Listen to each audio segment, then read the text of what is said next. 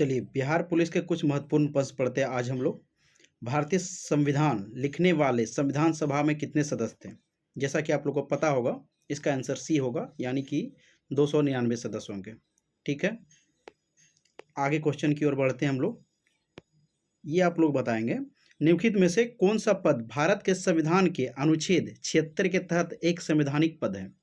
Option number A है अतिरिक्त स्थायी परमादर्शिता, ऑप्शन बी है परम महाधिवक्ता, ऑप्शन सी है भारत के महाधिवक्ता, ऑप्शन डी में है भारत के महान्यायवादी। आप लोग इसका आंसर देंगे। ठीक है, इसका आंसर डी हो जाएगा, भारत के महान्यायवादी। ठीक है, आगे बढ़ते हैं हम लोग। प्रश्न नंबर 3, लोकसभा की पहली महिला स्पीकर कौन थी? ऑप्शन ए नंबर में है लीला सेठ, बी में सरोजिनी नायडू, सी में इंदिरा गांधी, डी में मीरा कुमार।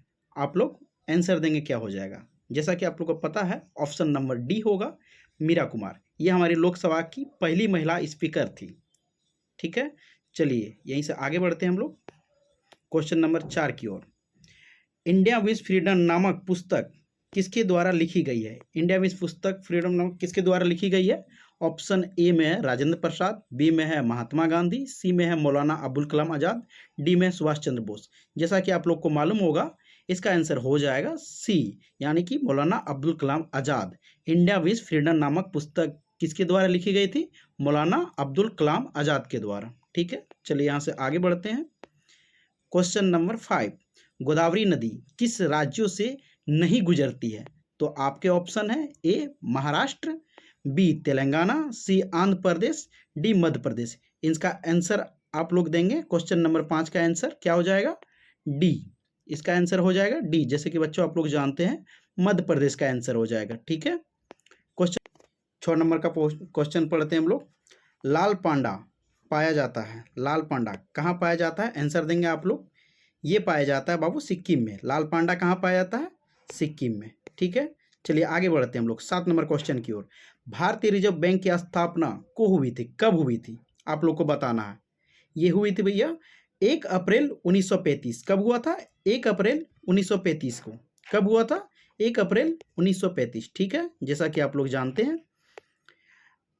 8 नंबर का क्वेश्चन है, बटेश्वर पहाड़ी किस राज्य में स्थित है? आप लोग बताएंगे बटेश्वर पहाड़ी किस नंबर से बताएंगे। आप भी जानते हैं ये बिहार पुलिस का क्वेश्चन है, तो ये बिहार से रिलेटेड होगा, तो इसका आंसर हो जाएगा बिहार, यानी कि डी नंबर। ठीक है, डी नंबर हो जाएगा। चलिए बाबू आगे बढ़ते हैं यहाँ से।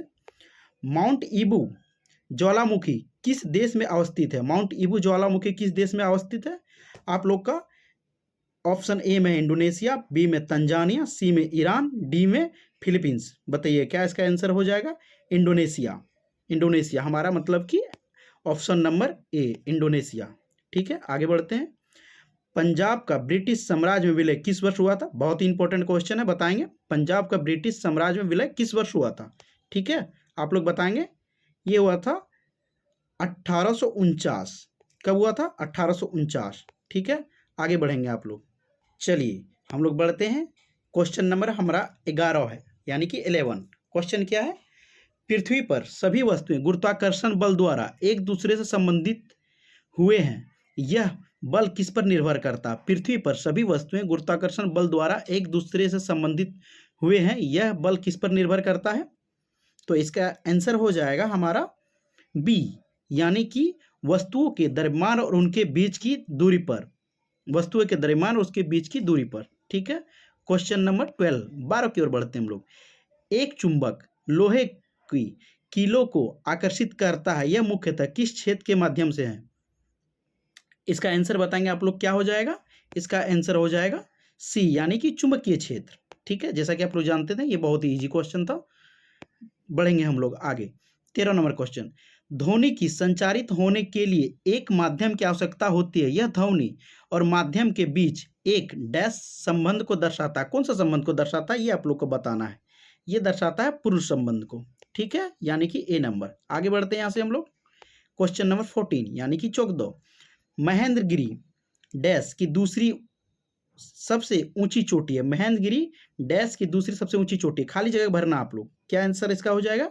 डी, पूर्वी घाट। मतलब महेंद्रगिरी पूर्वी घाट की दूसरी सबसे ऊंची चोटी है। समझ रहे हैं बच्चे आप लोग? चलिए आगे बढ़ते हैं। क्वेश्चन नंबर 15 विश्व जनसंख्या दिवस किस दिन को मनाया जाता है? जैसा कि पता है आप लोग को, विश्व जनसंख्या दिवस किस दिन को मनाया जाता है? ये मनाया 11 जुलाई। बाबू जैसे पता है आप लोग को, कब मनाया जाता है? 11 जुलाई को मनाया जाता है। क्वेश्चन नंबर 16 कहाँ पर भागीरथी और अलकनंदा नदी के मिलने से गंगा बनती है? ये आप लोग को बताना है। बहुत ही दिलचस्प क्वेश्चन है, पता होगा आप लोग को। ये ऑप्शन नंबर ए हो जाएगा, देवप्रयाग। ठीक है, चलिए यहीं से आगे बढ़ते हैं हम लोग।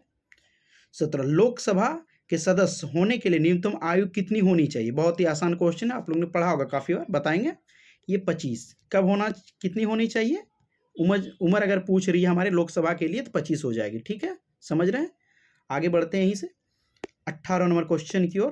पारिस्थितिकी अस्थायी अर्थव्यवस्था है, यह नारा निम्नलिखित में से किससे संबंध है? पारिस्थितिकी अस्थायी अर्थव्यवस्था, यह नारा निम्नलिखित में से किस संबंध से है? ठीक है, बताना आप लोग का। इसका आंसर क्या हो जाएगा? चिपको आंदोलन से। चिपको आंदोलन बहुगुणा वाला, पता होगा आप लोग को ये चीज। ठीक है, यहाँ से 19 नंबर क्वेश्चन बढ़ते हैं। किताबुल हिंद निम्न से किसकी रचना है? ठीक है, बताना आप लोग। 19 नंबर का आंसर क्या हो जाएगा? किताबुल हिंद, जैसा कि पता है आप लोग को, अलबरूनी का है। ये रचना किसकी है? अलबरूनी की। ठीक है, और हम लोग 20 यानी कि लास्ट क्वेश्चन की ओर बढ़ते हैं।